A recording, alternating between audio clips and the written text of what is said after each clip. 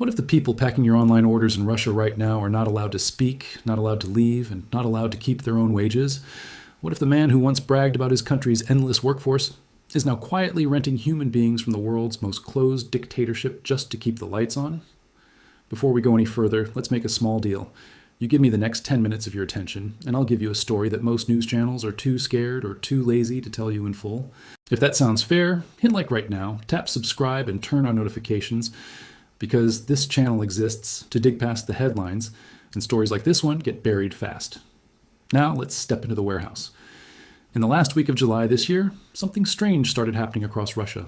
Explosions, fires, entire storage buildings turning into columns of black smoke on the outskirts of Moscow. And then further away, in cities most people outside Russia have never heard of. The target wasn't a military base. It wasn't a missile factory. It was a company called Wildberries, the closest thing Russia has to Amazon. In just 2 weeks, Ukrainian forces hit its logistics centers 18 times. The financial damage is already estimated above $1 billion, and it keeps climbing. That alone would be a big story. A retail giant, one of the backbones of the Russian economy, getting hammered from the sky. But if you actually look at the footage coming out of these warehouses, before the strikes, during the strikes, after the strikes, you notice something that has nothing to do with drones or missiles.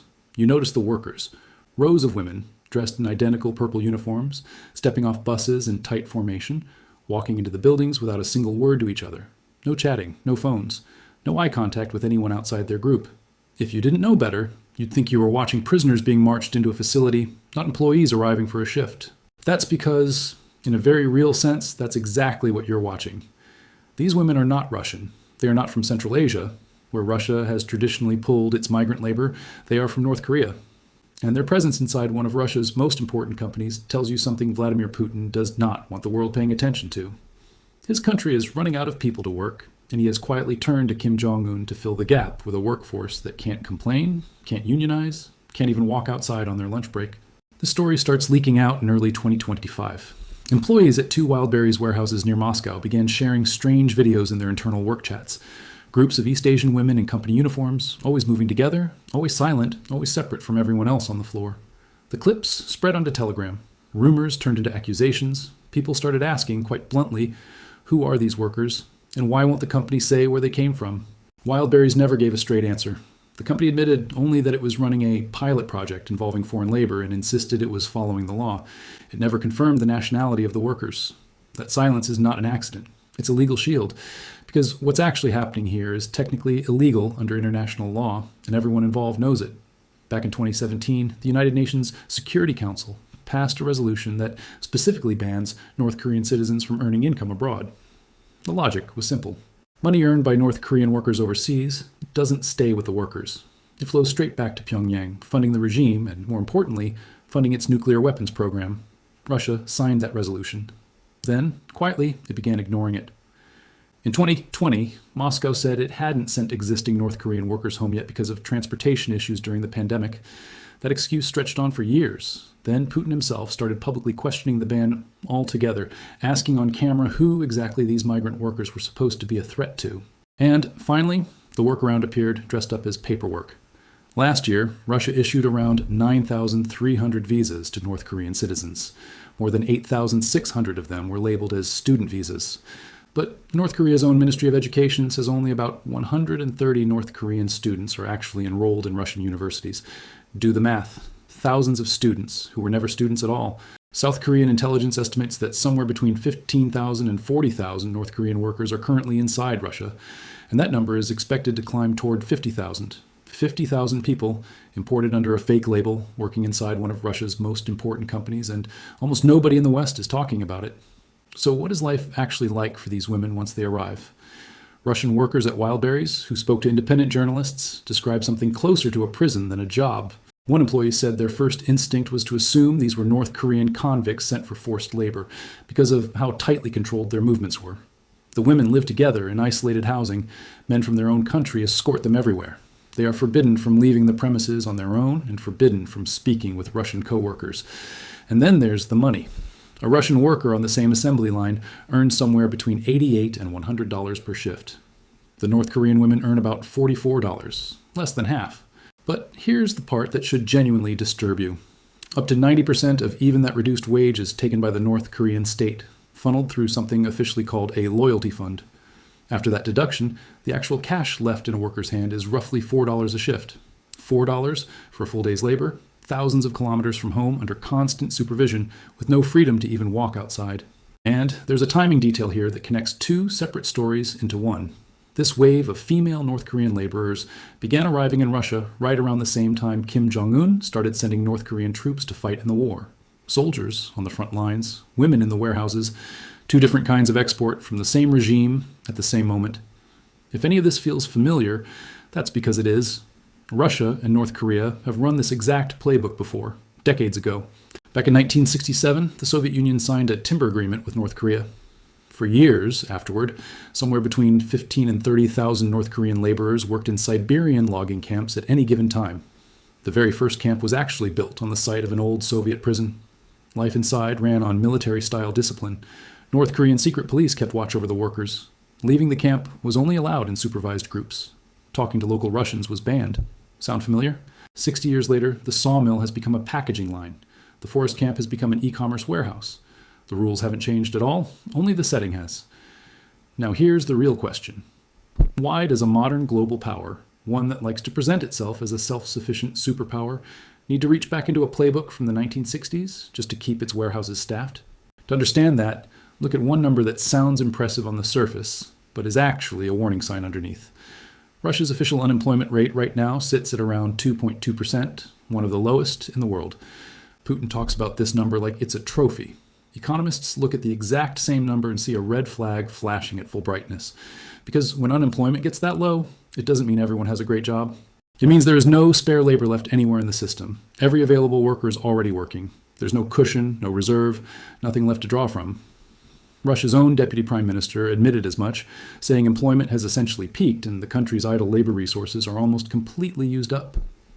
Even the central bank governor, Elvira Nabiullina, one of the most respected economic voices in the country, said in April of this year that Russia has never in its entire modern history faced a labor shortage this severe. The gap right now stands at around 2.5 million workers. And it's not getting better.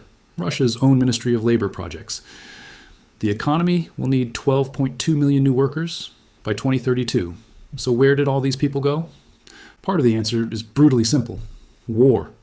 Independent estimates put Russian casualties in the war at somewhere around 1.2 million, with roughly 325,000 of those being deaths. That's over 1 million people pulled out of the workforce either permanently or for years at a time.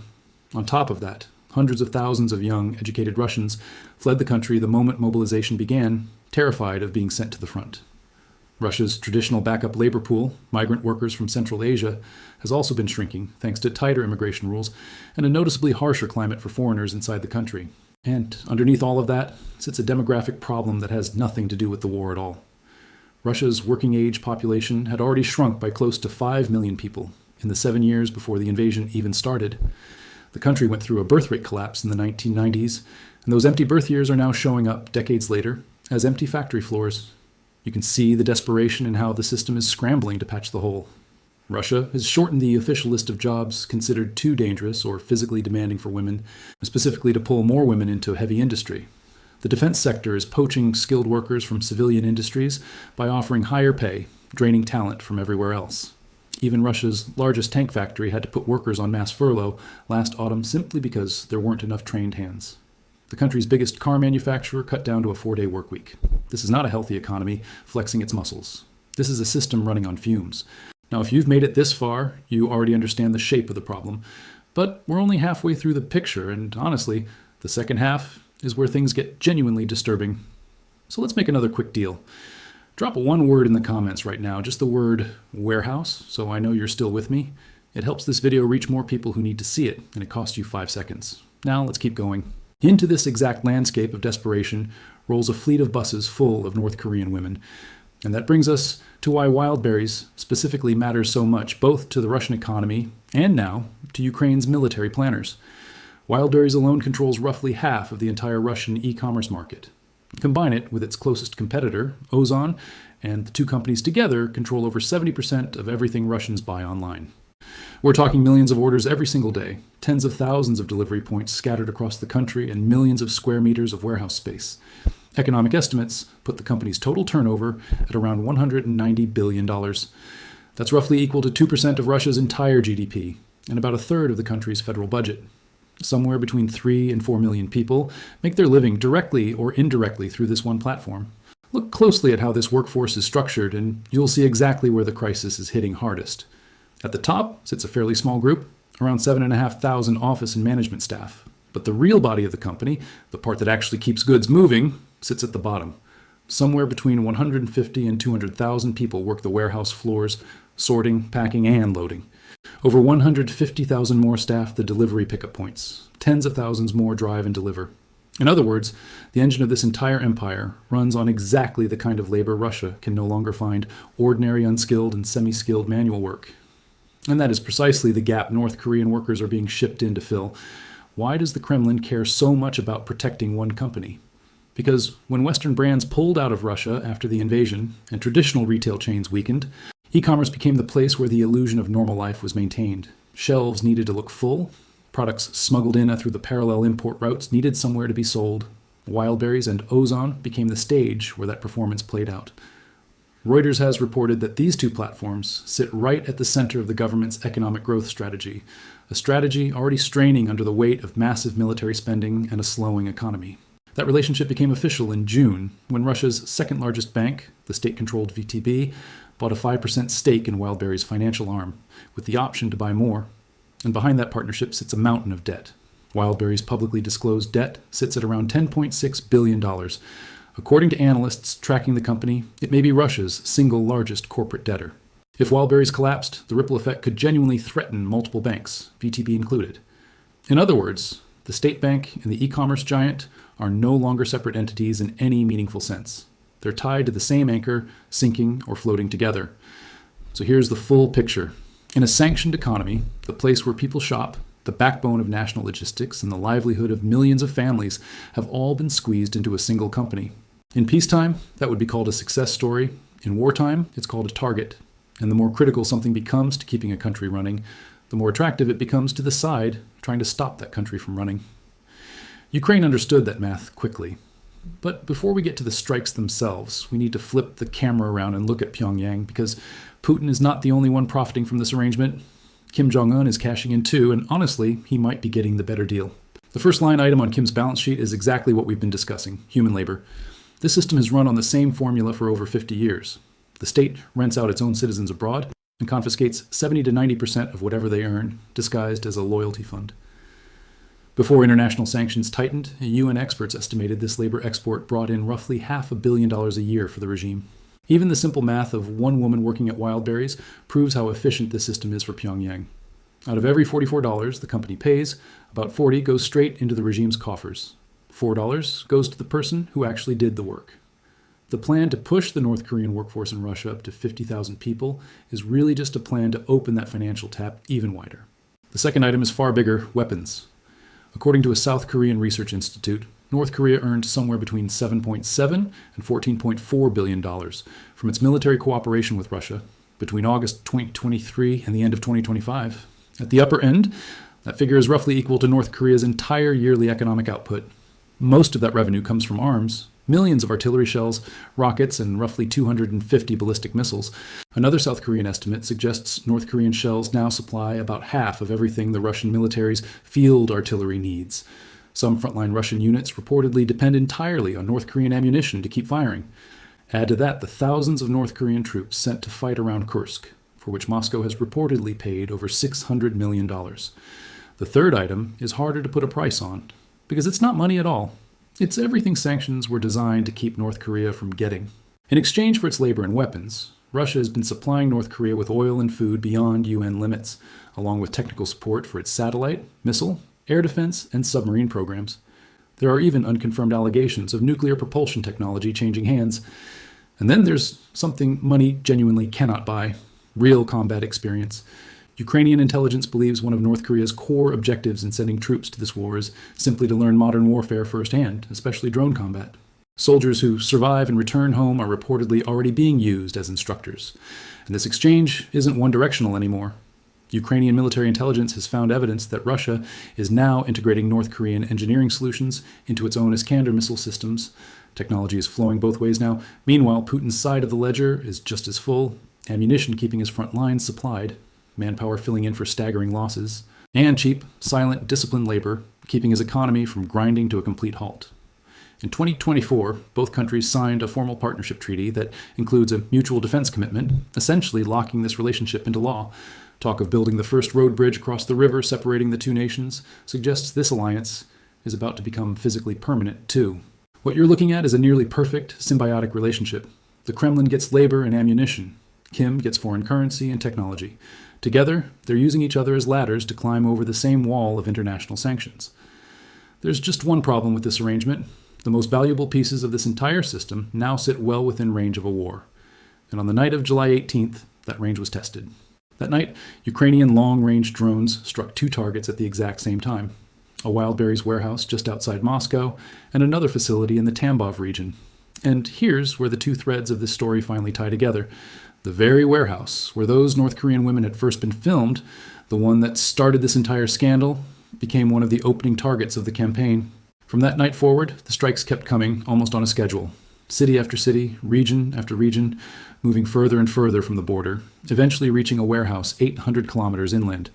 In just 2 weeks, Ukraine carried out 18 strikes, hitting more than 1 million square meters of warehouse space, close to 40% of the company's largest storage hubs.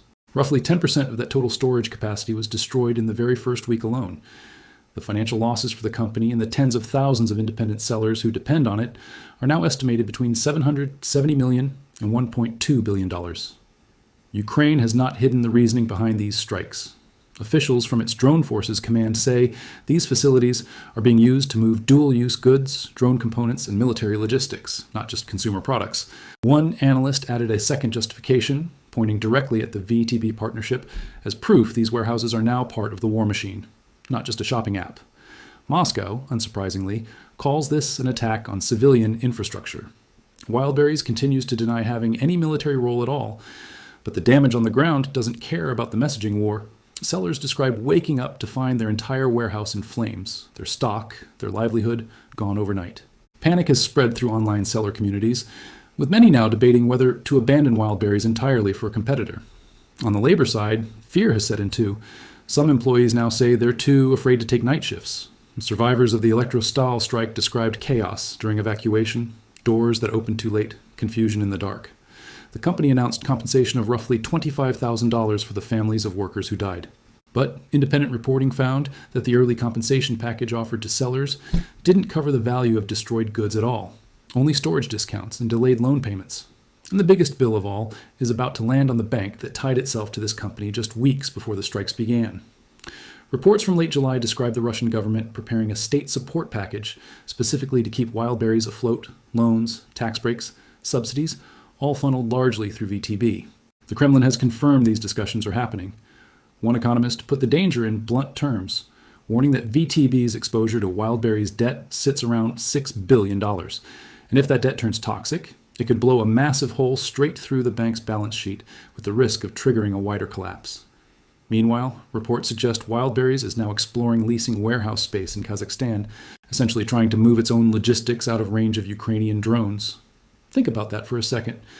Russia's version of Amazon is looking for ways to flee its own country's airspace. Now, to be fair, and a proper analysis has to be fair, the picture isn't quite as simple as total collapse.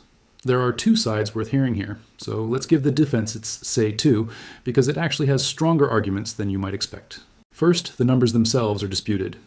While Ukraine claims roughly 40% of the largest warehouses were hit, independent assessments suggest the amount of logistics capacity actually knocked offline is closer to 7 or 9%. Targeted area and destroyed capacity are two very different things, and warehouses, unlike, say, an oil refinery, can often be repaired and reopened fairly quickly.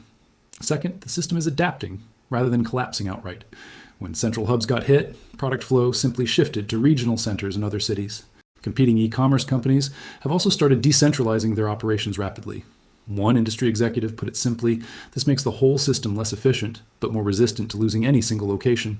Third, the state has deep pockets.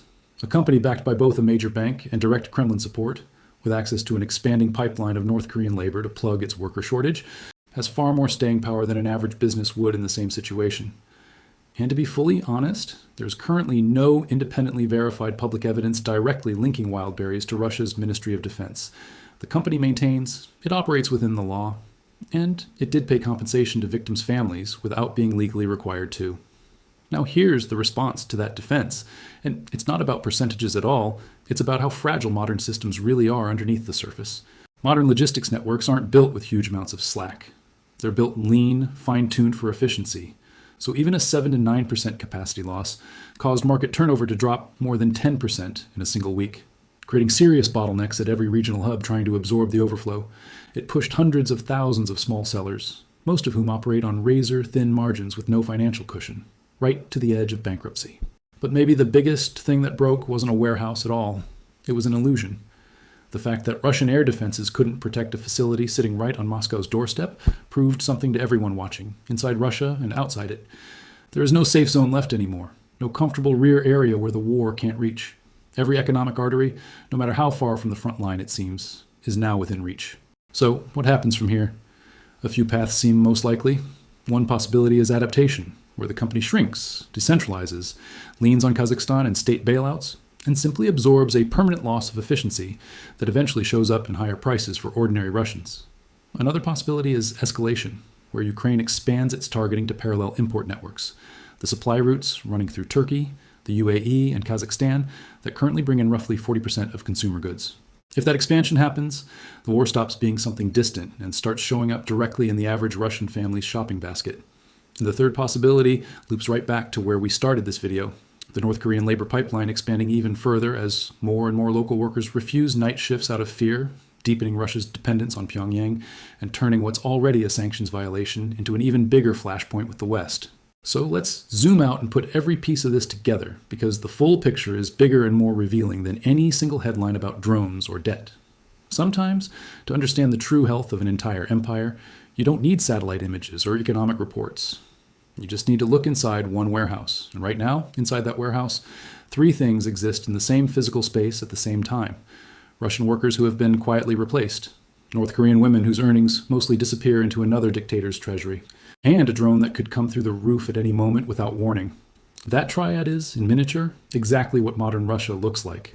A country burning through its own human capital from the inside, while renting replacement labor from the outside.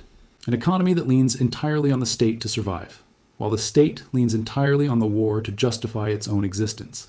And a war that eventually turns every single thing it touches, every factory, every warehouse, every worker, into a potential target.